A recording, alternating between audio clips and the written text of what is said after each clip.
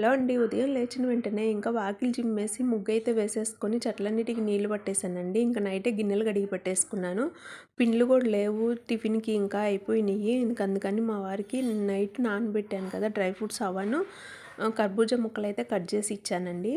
ఇంకా అవేం సరిపోతాయి, తొందరగా ఆకలేస్తుందిలే అని చెప్పి ఒక స్టవ్ పైన దోసకాయను, టమాటా, పచ్చిమిర్చి వేగుతాయని ఒక స్టవ్ పైన వేసి, ఇంకో స్టవ్ పైన బెండకాయ పకోడీలాగా చేద్దాంలే అందులో నంచుకోవటానికి అని చెప్పి రెండిటిపైన 2 వేసి, ఇంకా నేను దేవుడి సామాను అయితే క్లీన్ చేసేసుకొని పూజ చేసుకున్నానండి చక్కగా.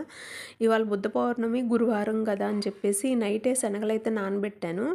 ఇంకా అన్నం ఒక పక్క, ఇంకా శనగలు కూడా ఉడకబెట్టేసి ప్రసాదం కింద శనగలు పెట్టాను. అలాగే బాదం పప్పు కూడా డైలీ పెడతానండి నేను ప్రసాదంగా. అవైతే మనకి ఎదురు కనపడతాయి, రోజు నానబెట్టుకోవచ్చు, మళ్ళీ మర్చిపోతూ ఉంటానని దేవుడి దగ్గర ప్రసాదంగా పెట్టినట్లు ఉంటుంది, మనం తిన్నట్లు ఉంటుందని ప్రతిరోజు పెడతానండి.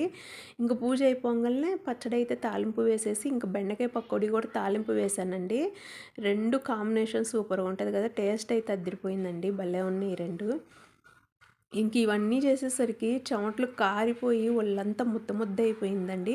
ఇంకా గబగబా వచ్చి ఇంకా హాల్లో ఫ్యాన్ అయితే వేసుకొని కాసేపు అలా కూర్చున్నా.